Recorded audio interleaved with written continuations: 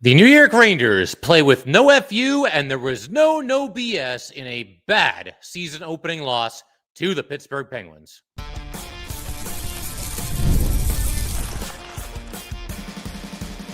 You're Locked on the New York Rangers, your daily podcast on the New York Rangers. Part of the Locked On Podcast Network, your team every day. Welcome back, Blue Shirts fans, to episode number 1397 of the Locked On New York Rangers podcast. I'm your host, John Chick. Just want to thank you guys, as always, for making Locked On New York Rangers your first listen every day. We are free and available on all platforms, including YouTube. And today's episode of Locked On New York Rangers is brought to you by FanDuel.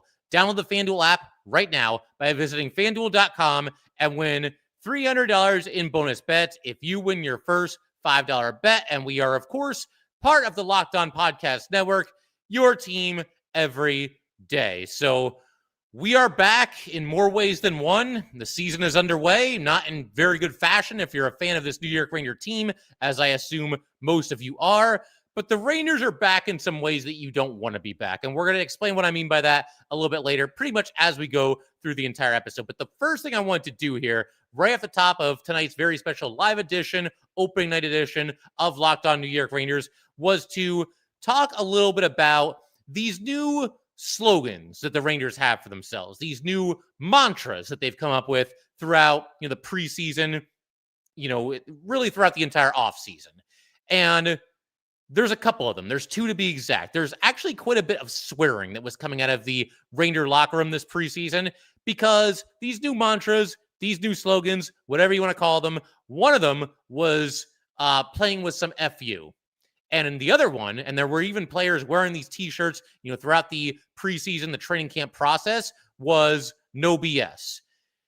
And that's the first title of the first segment of the 2025-2026 New York Ranger season. There was no FU and there was no BS, because you really watch this game and you honestly just can't even believe how little the Rangers put those words to any actual use until, you could come up with catchphrases like this and catchy things that you want to say, but until you actually put those words into good use, they're just that. They're just words. There was none of any of that in this game tonight. Can anybody think of an example in this game where the Rangers played with some FU?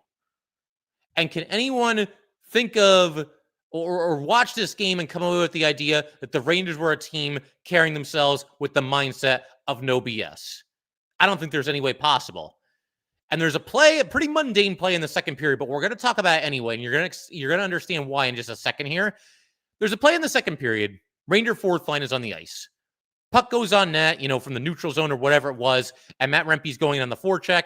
The Penguins goalie decides to freeze the puck, hold it for a stoppage. Rempe, for just a second, decides to stand over the Penguins goalie as a way to, I think, get the Penguins to come after him a little bit, which they did. And, it fizzled out pretty quickly, and nobody that was on the ice for the Penguins was looking to drop the gloves with Matt Rempe, and understandably so. But the reason I bring up this play, it was the first instance in this game where the Rangers really did anything with any intensity, any passion, any fire, any kind of tactic to get under the skin of the Penguins at least a little bit. And it kind of snaps you out of it as you're watching this game live, because it's like, oh, right, this is a highly emotional, highly competitive sport being played at an astonishingly high level in the best league in the world. I can feel things. I'm a human being. Matt Rempe just tried to instigate something. He tried to get his team going a little bit. He tried to wake up his own guys a little bit. He tried to get under the skin of the players on the Pittsburgh Penguins. And that's not to say this was some out of control brawl. It wasn't, but at least it was something. Give me something. Again, for a team that talked about playing with some FU and being difficult to play against, I have a series of questions. I actually wrote them all down. I'm going to propose them to all of you guys right now. Again, for a team that was coming into the season with the mindset of we got to play with some FU, these are the questions I have for you guys.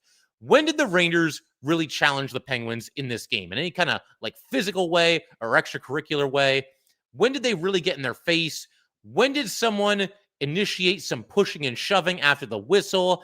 When did anybody on this Ranger team do anything to make life even somewhat difficult on the Penguins goalie. Now, a shutout is a shutout, and obviously he earned it, but I don't think the Rangers really did a whole lot of anything to make him even the slightest bit uncomfortable in the net in this game. There was one play kind of late in the third period where JT Miller was in there in the crease, and he sort of, he was kind of in his face a little bit and kind of fell down on top of him while the play was going.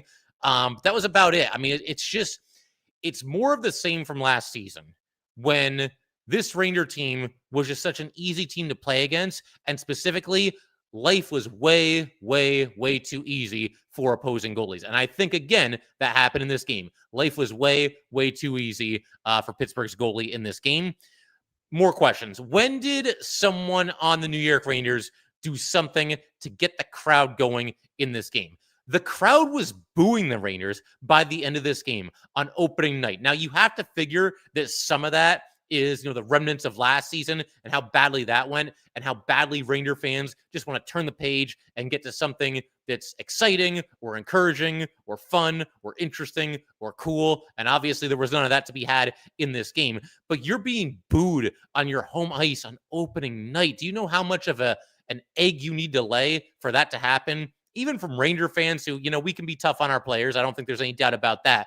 But my God, I mean, that pretty much sums it up right there. Nobody really did anything to give the crowd any reason to cheer, though. Or there was never that moment where, they're really applying pressure. There's sustained offensive zone time. There's all kinds of scoring opportunities. There's that, really big hit at open ice. I mean, they had a couple of hits here and there, but there was just never that moment where you felt like, okay, this game is starting to turn in our favor. The Rangers are taking the bull by the horns here. They're dictating the performance. That was something that Mike Sullivan talked to his players about during the pregame in the locker room. ESPN has the cameras in there, and they showed Sullivan's pregame speech, and he talked about dictating the pace or dictating the terms of the game.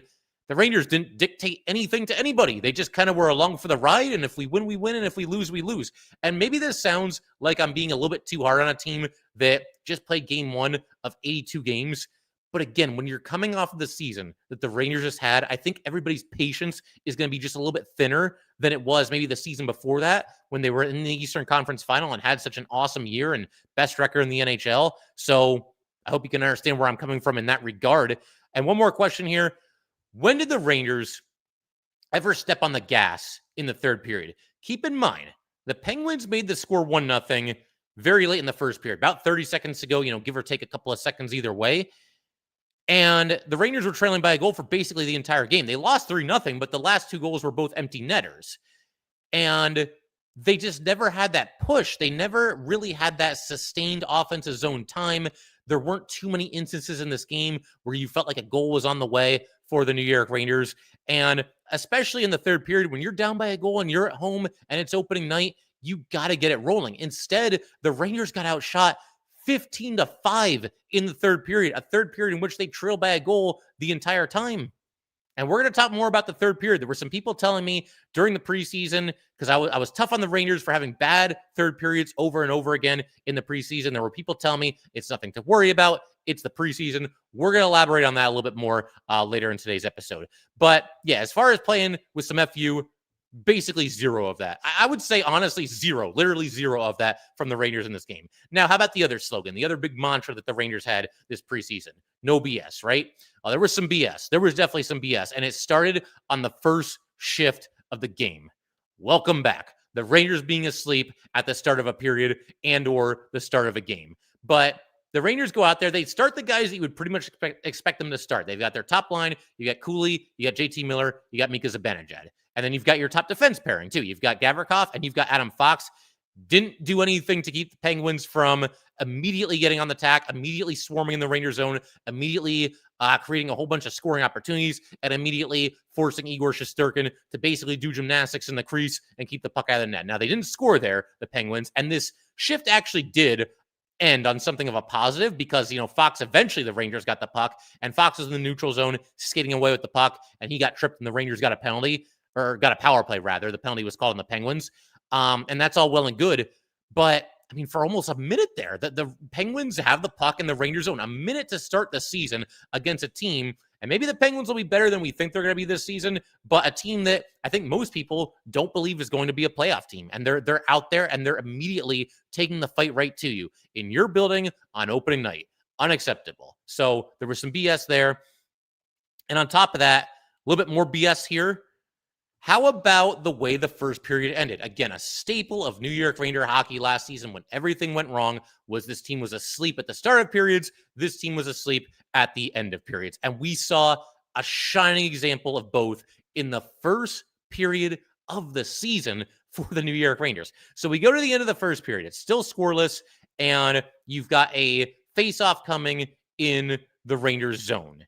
And the puck drops. The Penguins make it 1-0 about 3 seconds later. Now, a lot happened in those 3 seconds, so buckle up for this. The faceoff happened with 32 seconds to go. The puck goes behind Trocheck, so in the most literal sense, I guess you could honestly argue that Trocheck technically won the faceoff, but the fight for the puck was ongoing. It wasn't like a clean, faceoff win back, and the Penguins end up getting control of the puck, and you've got both Panarin and Alexis Lafreniere, who were both to Trocheck's right. They both start heading up the ice while the puck is there in the faceoff circle right near the dot and still very much up for grabs. Panarin in particular, if he would have just stuck out his stick, he could have made a play on the puck. He could have at least broke it up and kept the Penguins from scoring. Lafreniere, he was cheating for offense there. He wanted to just zip right up the ice. And the next thing you know, you got somebody wide open in front of the net and the Penguins score and it's 1-0. And you don't want these kinds of lapses ever. Really? I understand that they're human and it's going to happen. There's 82 games. Nobody's perfect. You're going to have a minute where maybe you just, blow an assignment or whatever it might be. But again, I can't stress this enough. This is opening night.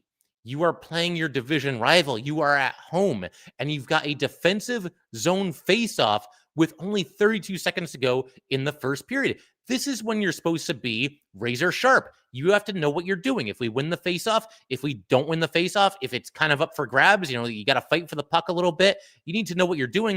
And we've got two of our forwards, Panarin and Lafreniere, taking off straight up the ice when nobody knows who's going to get the puck. And the Penguins get the puck, and there's nobody left to defend the front of the net. Vakanainen on this play, he actually made kind of a good play because the Penguins, he basically knocked his guy down to the ice. But again, the pass was made and there's nobody in front of the net to defend. A couple of moves on Igor and the Penguins score. And that was the only goal that Igor Shesterkin allowed on the entire night. But just not good enough. Not good enough falling asleep at the beginning of a game and the end of the first period, and especially on opening night. So I don't know, those mantras, let's hope the Rangers adopt them soon. The FU, play with some FU, and the no BS, but there was none of that to be found in this game here tonight. We're going to keep everything rolling in just a second.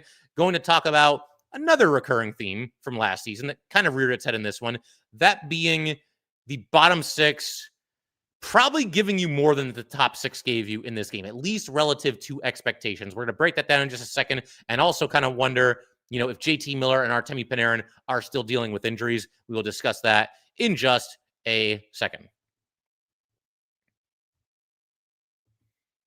All right, we just want to take a minute to let everybody know that today's episode of Locked On New York Rangers is brought to you by Indeed. You just realized your business needed to hire somebody yesterday. How can you find amazing candidates fast?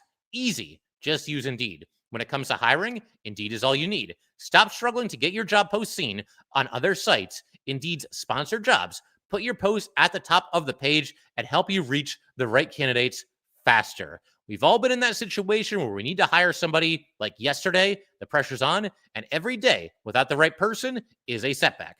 That's exactly when Indeed's sponsored jobs come in handy. They make sure your post is seen by the right candidates right now.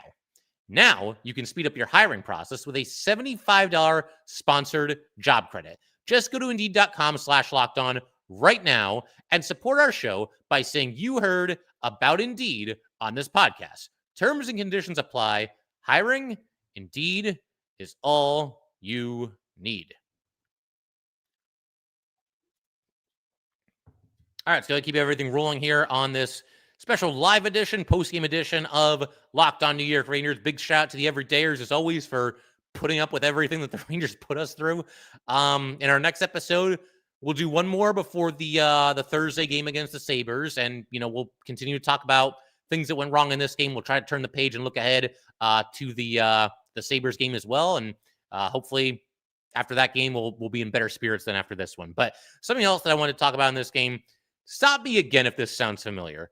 the bottom 6 of the Rangers outplaying the top 6 of the Rangers, or at the very least, the bottom 6 guys doing their job more so than the top 6 guys on the New York Rangers. We'll start with the top 6 and kind of, check the scales here, whatever phrase you want to use, just kind of compare and contrast, I guess we can say. I think we have to start with Panarin and JT Miller, because watching the two of them tonight, they didn't look like two of the best players in hockey.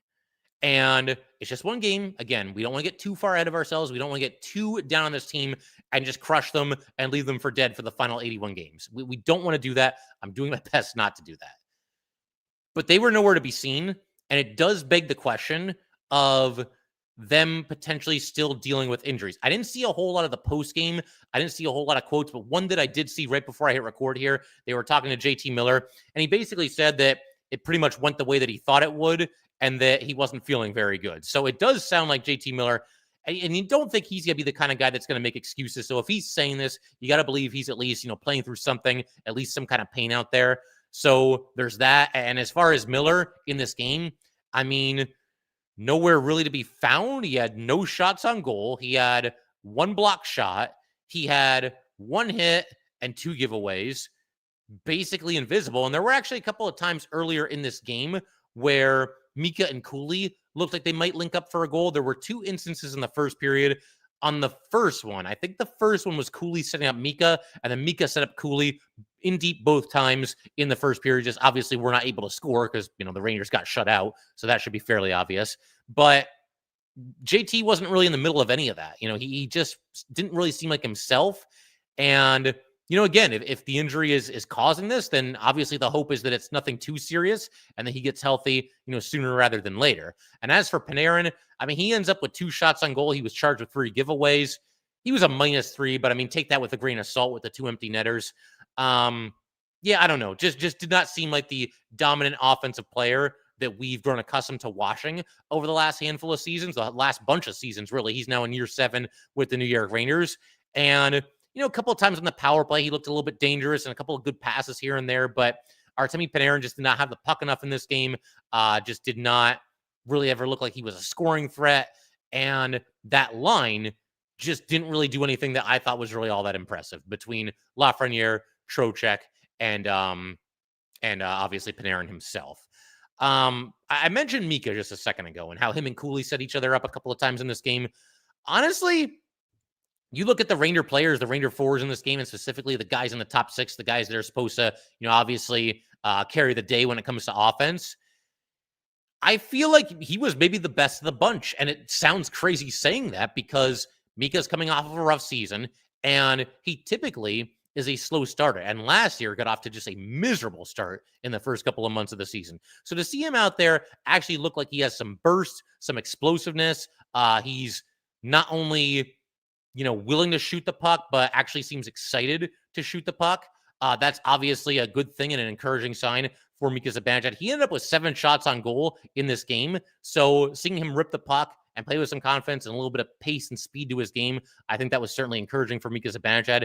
Now, I also saw some people heaping some praise on Alexis Lafreniere and talking about how he had, a really good showing in this game.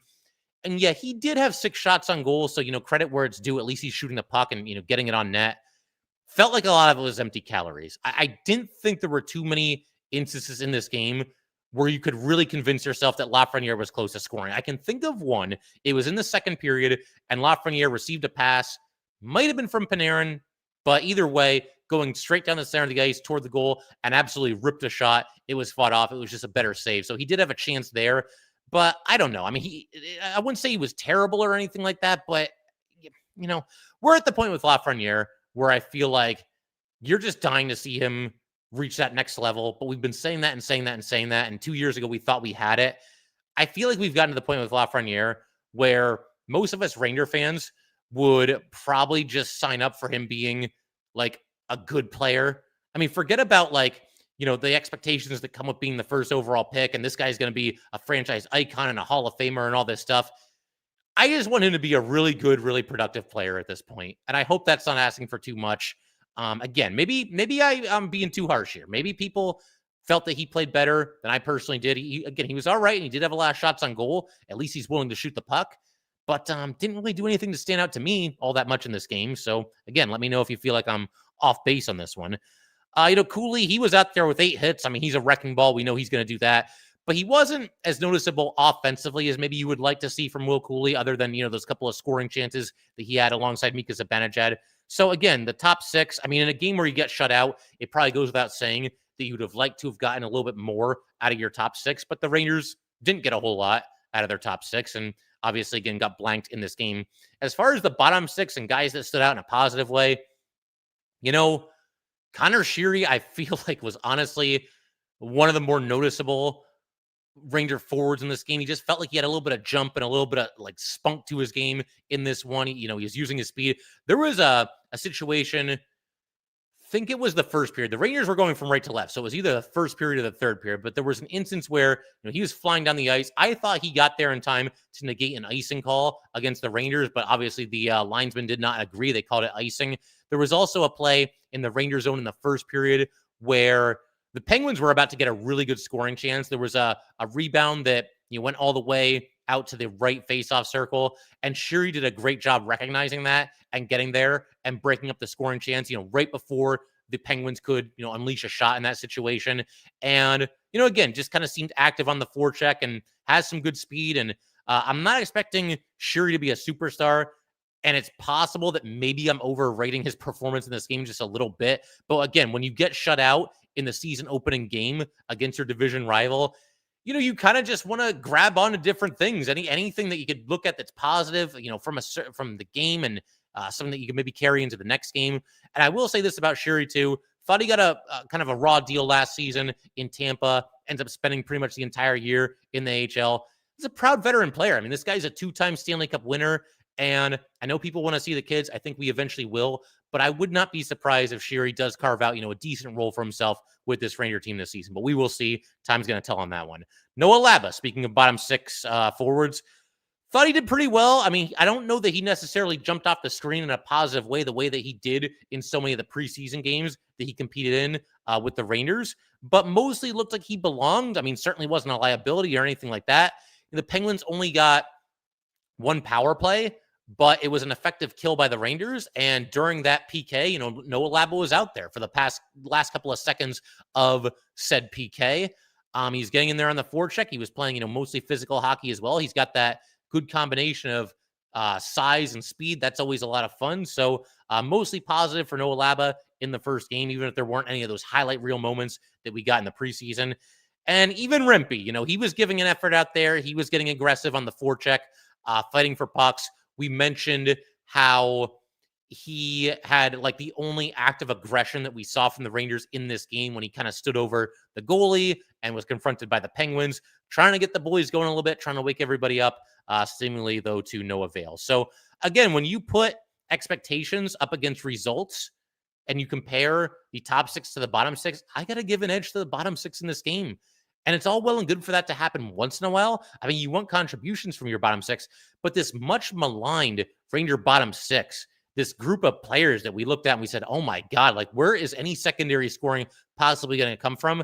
I feel like they honestly delivered more to their expectations than the top 6 did to their expectations in this first game. And it can't be a trend going forward. You love getting contributions from your depth players, but it's got to be the star players that are seizing the day and driving the play for your team. So hopefully the top 6 can get it together sooner rather than later. And I guess we can start by scoring a goal against the Sabres. I think that's a modest request, and hopefully the Ranger top 6ers or just anybody can make that happen against Buffalo on Thursday. But we're going to keep everything rolling in just a second here. We're going to talk about Igor Shesterkin and how the Rangers essentially wasted his start. We will get to that in just a second.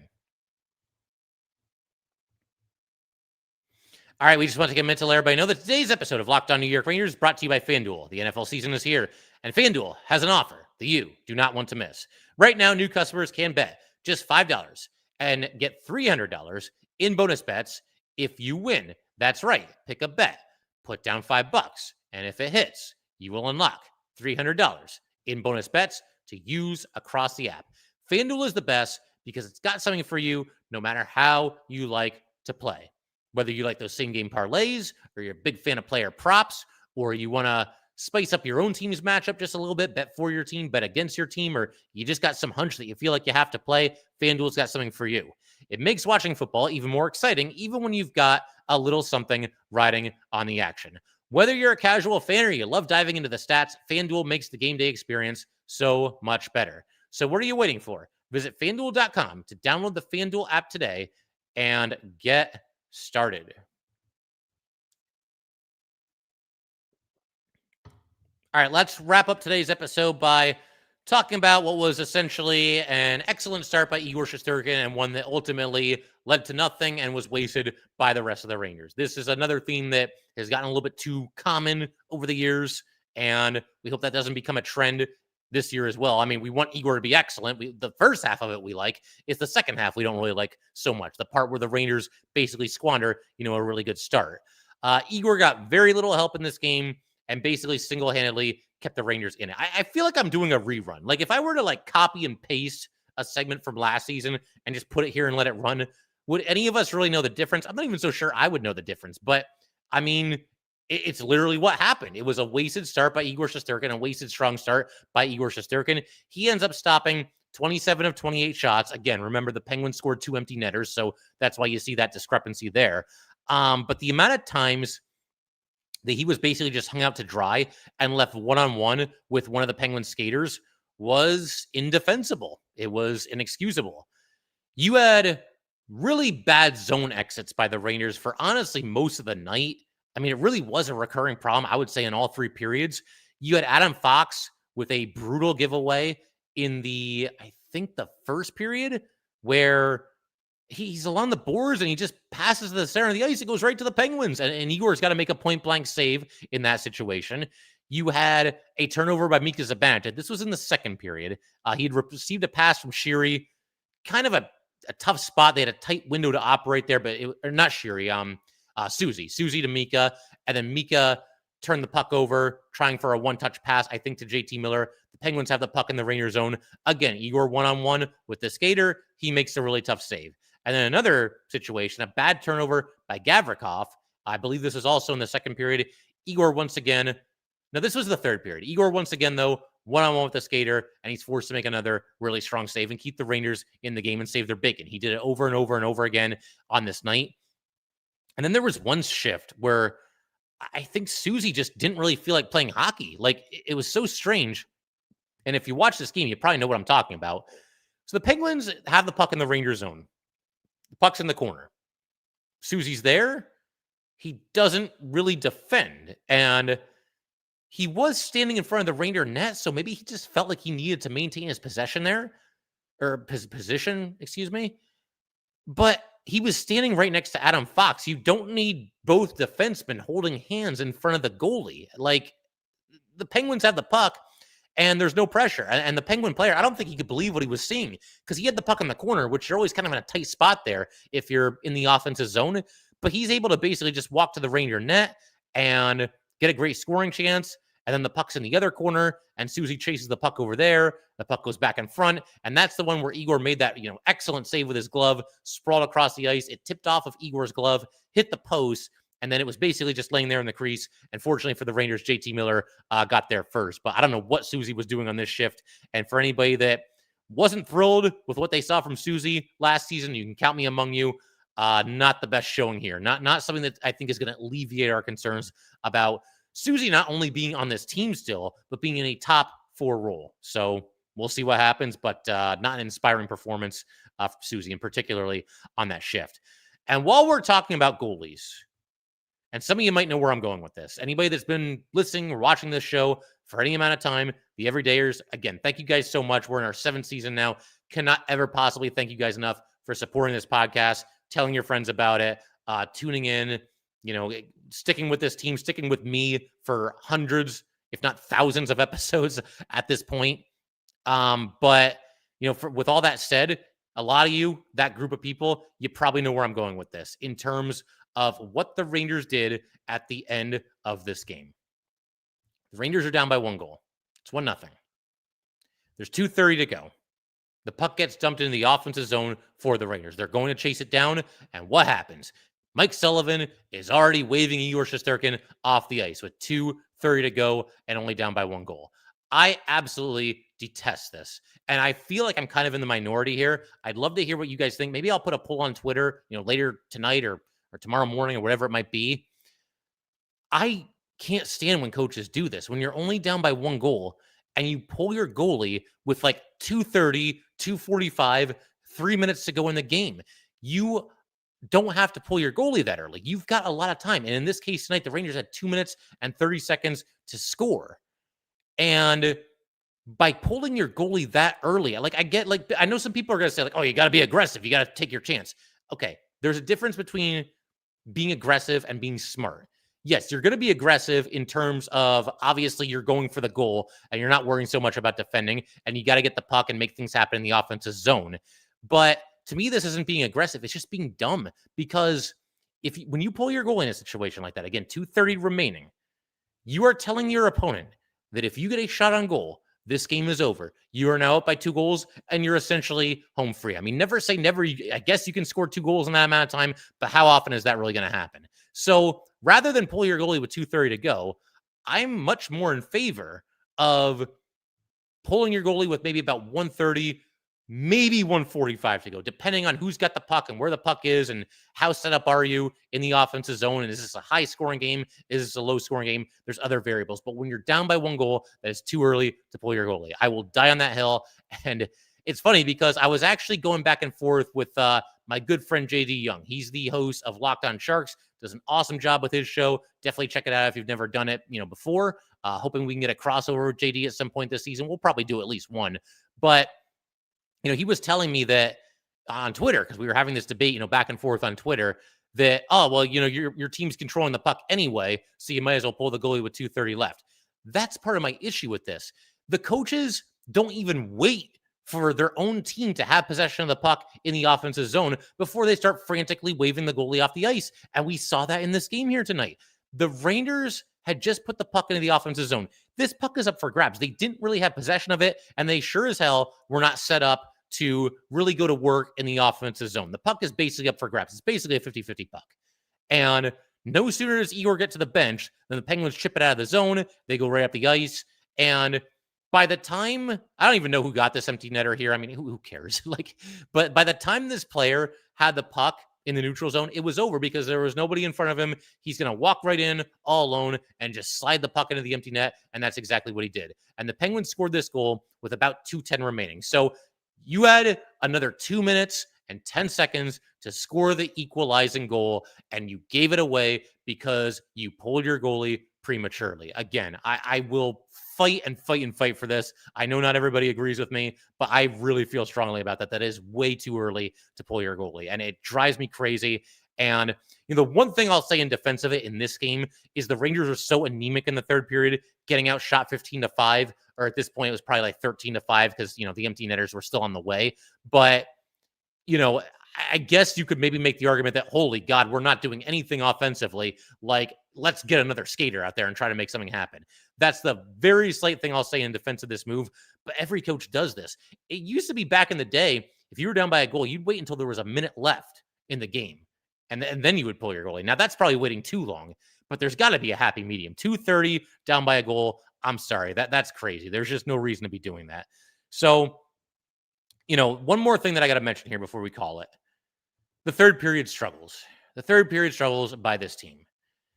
We talked about this in the preseason because this was becoming a very disturbing trend very quickly in the preseason. It continued through all 6 games.